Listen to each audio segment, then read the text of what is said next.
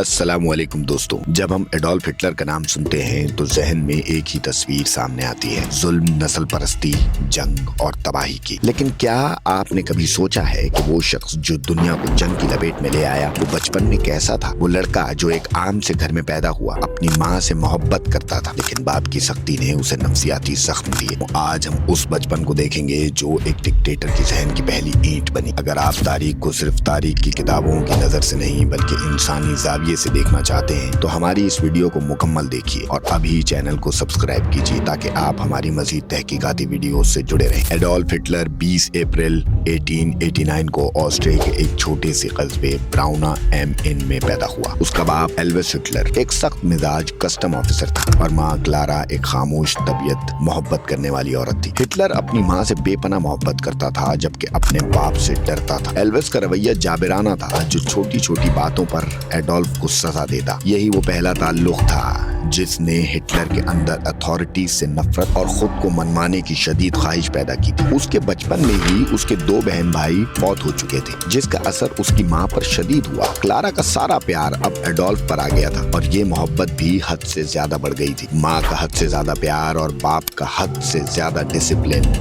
यही वो 2 इंतहाई चीजें थीं जिनके बीच हिटलर का जहन पलने लगा था। तो 1907 का साल एडोल्फ हिटलर की जिंदगी में फैसला कुन साबित हुआ। 17 साला हिटलर ऑस्ट्रिया के शहर लेंज से वियना का रुख करता है, एक ख्वाब आंखों में सजाकर, फनकार बनने का ख्वाब। वियना की फाइन आर्ट्स एकेडमी में दाखिला लेना उसके लिए जिंदगी का सबसे बड़ा इम्तिहान था, लेकिन किस्मत ने उससे पहला हाथ यूं खेला कि वो दाखिले के इम्तिहान में फेल हो गया। उसका ख्वाब, उसकी अना और उसका फन सब कुछ एक झटके में टूट गया था। लेकिन यहाँ एक सवाल पैदा होता है, अगर हिटलर को एकेडमी में दाखिला मिल जाता, अगर वो फनकार बन जाता, तो क्या दुनिया को वो हिटलर देखने को मिलता जिसने लाखों इंसानों का कत्ल किया? वियना की गलियों में फिरने वाला वो उदास नौजवान अब एक जज्बाती तूफान की जद में आ चुका था। अपनी माँ की वफात के बाद उसके अंदर एक गहरा खला पैदा हो गया था। उसका ताल्लुक इंसानों से कम और नजरियात से ज्यादा होने लगा था। वो लोगों से कतराने लगा, लाइब्रेरियों में घंटों नजरियाती किताबें पढ़ता,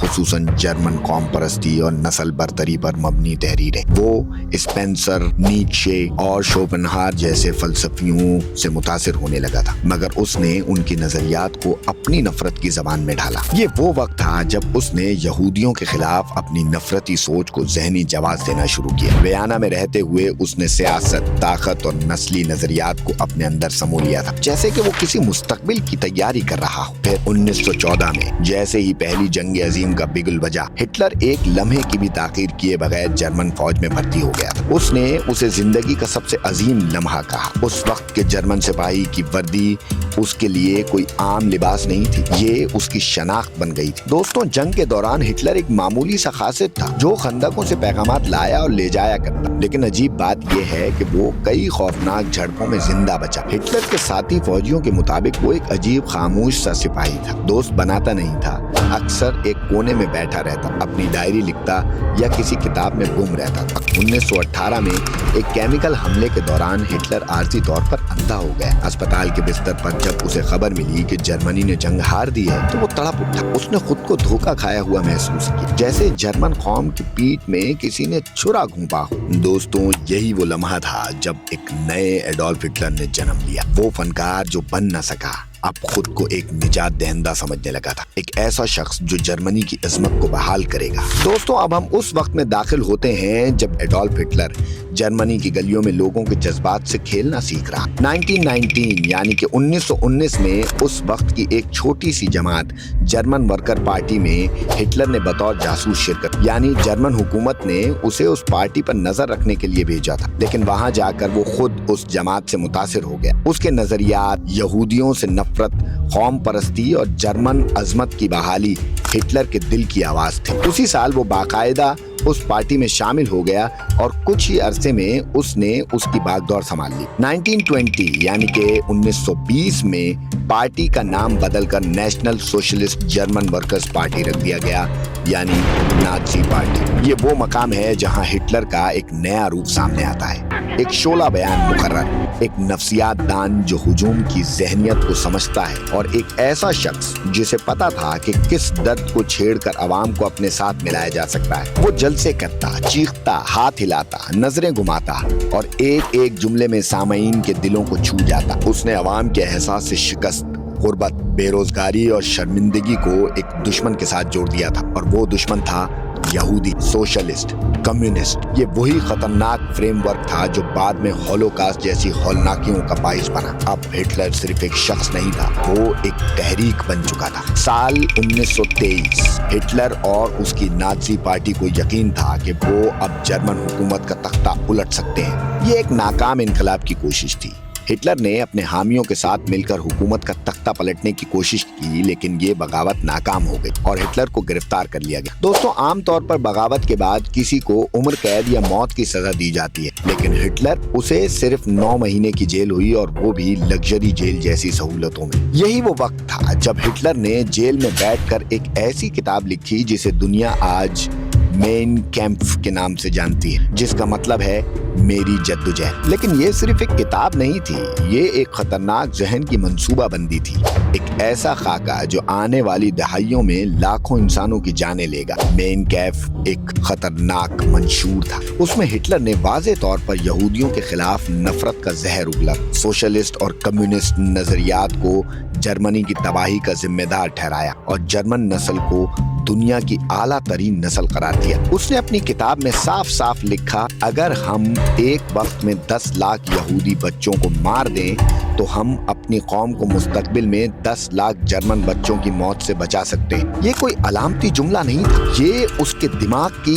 हकीकी मंसूबाबंदी थी। बदकिस्मती की बात ये थी कि जब ये किताब शाया हुई तो दुनिया ने उसे एक दीवाने की बड़बड़ समझकर नजरअंदाज कर दिया। किसी ने ये तसव्वुर भी नहीं किया था कि ये शख्स एक दिन इख्तिदार में आएगा और वाकई इन बातों पर अमल करेगा। लेकिन हिटलर सब्र से खेल रहा था। उसने जेल में सिर्फ किताब नहीं लिखी, बल्कि एक बयानिया तरतीब दिया, और उस बयानिए को लेकर वो जेल से बाहर आया, पहले से ज्यादा ताकतवर, ज्यादा शातिर और ज्यादा खतरनाक बनकर। यही वो मुकाम है जहां हिटलर सिर्फ एक सियासतदान नहीं बल्कि एक नजरियाती इनकलाबी बन चुका था। मगर ये इनकलाब इंसानियत के खिलाफ था। दोस्तों, 1920 और 30 की दिहाई का जर्मनी एक ऐसा मुल्क था जो हर सिमत से शिकस्त खूरदा था। जंग अजीम अव्वल के बाद वर्साई मुआहदे ने जर्मनी को इस हद तक माली और फौजी तौर पर बर्बाद किया कि पूरे मुल्क में भूख, अफलास और बेयकीनी छा गई। सवाल ये है कि एक कौम जब खुद को बर्बाद होता देखती है तो वो अपने मुजरिमों को नहीं, अपने मसीहा को ढूंढती। और यही वो लम्हा था जब हिटलर ने नाज़ी पार्टी के प्लेटफॉर्म से अवाम के सामने एक सीधा और सादा बयानिया पेश किया। हम इसलिए बर्बाद हुए क्योंकि यहूदियों ने हमारे बैंकों पर कब्जा कर लिया, सोशलिस्टों ने हमारी कौमी हैसियत खत्म कर दी और आलमी ताकतें हमें गुलाम बनाना चाहती हैं। ये जुमले आज सुनने में सादा लग सकते हैं, लेकिन उस वक्त जर्मनी की आवाम के लिए ये निजात का मंशूर बन चुका था। नाज़ी पार्टी का मतलब क्या है? यहाँ एक छोटा सा हवाला जरूरी है। नाज़ी पार्टी का असल नाम था national socialist German worker party. इसे मुख्तसरन नाज़ी कहा गया। इस जमात ने यहूदी मुखालिफ नजरियात और एक ताकतवर वाहिद लीडर के तसव्वुर को फरोग दिया। उनका नारा था, एक कौम, एक सल्तनत और एक रहनुमा। हिटलर ने अपनी तकरीरों में ऐसी जज्बाती ताकत पैदा की कि लोग झुंडों की तरह उसके पीछे चल पड़े। और जब 1929 में आलमी कसाद बाजारी यानी कि ग्रेट डिप्रेशन ने दुनिया को हिला कर रख दिया,